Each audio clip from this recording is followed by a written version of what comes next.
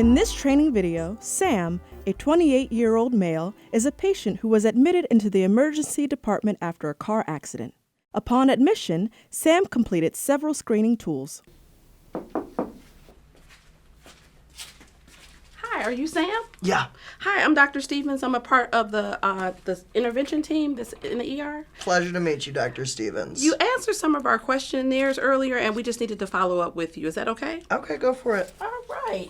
So, what brought you into the ER today? Oh, well, I had a little accident. I was partying tonight and ended up driving into a ditch. Wow. How many times has this happened before? Is this... Oh, this is the first time this has happened. Okay. So, partying, what was going on? Well, I was out with some friends. We were drinking. We were splitting some joints. There was a little bit of heroin involved. Okay. All right. So how often is something like that happening? Like, are you doing that pretty frequently, or is that like a weekend occurrence? I'd say every other weekend or every weekend. Okay.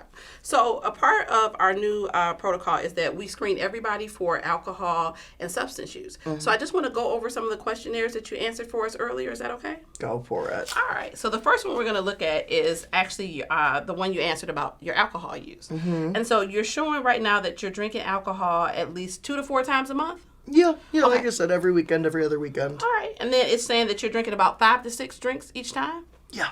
Okay. What kind of drinks do you like? I am a vodka soda splash of crayon kind of boy. Okay. All right. And then how often it says that you have 5 or more drinks on one occasion.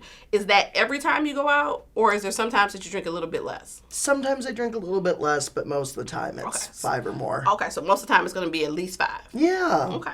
All right, and then in the last year, you said that you've had issues that you were not able to stop drinking once you started. So once the party starts, it started? Yeah, once the party starts, it started. Okay. That is exactly how it goes. All right.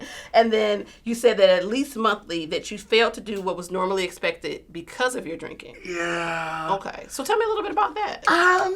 Like household work that needs to get done, paying bills, just sort of like the stuff that you have to take care of on the weekends.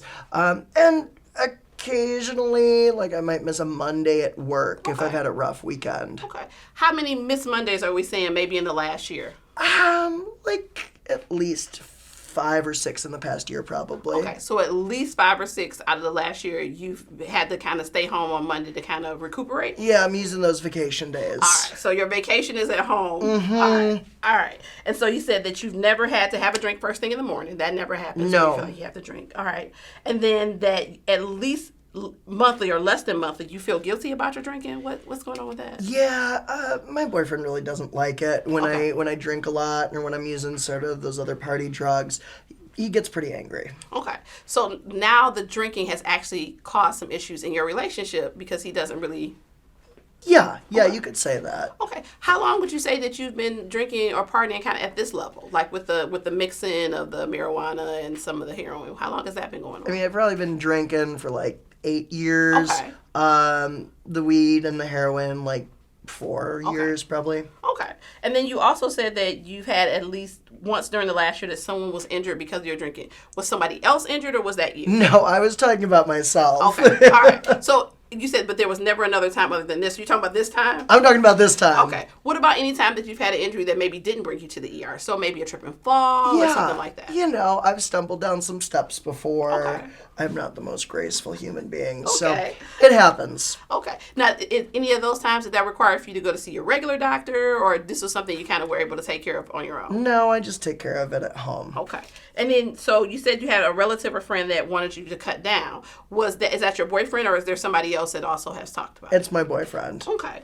And then let's look at this other screen. And so you told me that you also are using you're also using heroin and marijuana. Yes. So how are you using the heroin? How is that? Is it smoked? Is it injected? I'm rolling it in with the marijuana. Okay. All right. And have you ever noticed any problems at all with your breathing or anything like that related to when you're smoking? I mean, yeah, I get a little bit wheezy. Okay.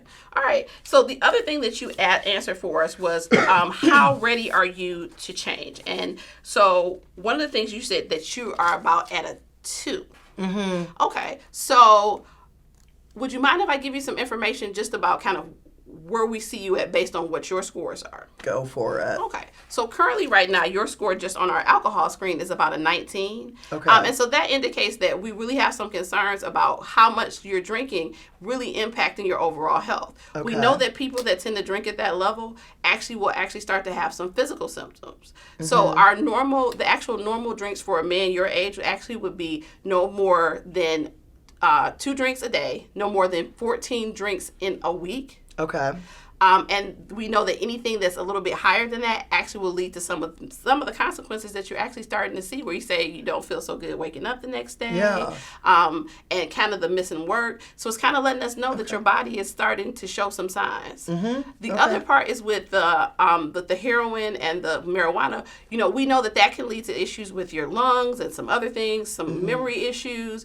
And so those are things that we really want to make sure you understand as part of kind of what can happen if you use substances like that. Okay. So how does that sound to you? I mean, it sounds bad, like it doesn't sound like something that I necessarily should keep doing to myself. Okay. So I guess what's next? Where do I go from here? Well, I guess the first thing we have to think about is what do you like about what you're currently doing? So what are the good parts of the drinking and the partying? What do you like about it? I hate my job. I'm stressed during the week. Okay. The weekend I just get to hang out with my friends, get a little messed up, and forget about everything else that's going on. Okay. So on the one hand, you get to hang out with your friends. You get to kind of release some of that stress that you build up during those 5 days at a job you really don't like. And it's good. It's fun, right? Yeah. All right. And then, so what are the bad sides? Like, what are the things that you don't like about it? I mean, clearly I'm here right now. I've missed some work. It doesn't make my body feel great. Okay. And it's having a toll on my relationship as well. So I realize that there are downsides. Okay. So you said you were a 2, which means that you're like really in the beginning parts of, I probably should change some of this. Why aren't you a 0? Because I realize that there are these issues, and I realize that this has consequences. But to me, at this point, the fun outweighs the consequences. Okay. So what would it take to get you, say, to a 4? Like, what do you feel like would have to happen for you or for yourself to get you to a 4, which is about 40% ready to change? I think I just need an alternative for the stress relief in particular. Just something that I could do to really, shake off the week. Okay. So you said you've been doing this for about 8 years. What did you do to relieve stress before you started drinking or using drugs? I used to love ballroom dancing. It was really fun. All right. And I also, over the past several years, I do hot yoga sometimes as well. Okay. And I find that to be super relaxing. Okay. So either hot yoga or the ballroom dancing. So when you think about making a change, what do you feel like, if you were going to make one, what do you feel like you could make a change and do just based on the information that I've given you? What do you feel like if you had to pick one thing? I mean, I could cut out the heroin. Okay. It would make my boyfriend very happy if I did that, and I'm sure my lungs would thank me as well. Okay. All right. So with the same kind of scaling, so 0 being not at all confident and 10 being very confident, how confident are you that you would be able to just stop adding the heroin to the marijuana?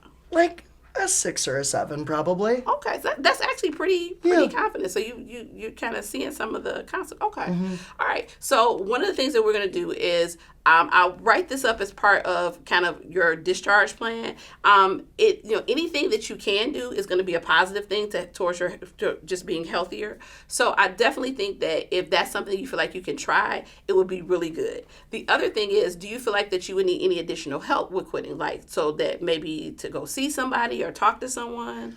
Not necessarily for quitting the heroin, but having a therapy resource might be good for me. Okay. So what we're agreeing to is that you think that you're going to try to cut out the heroin.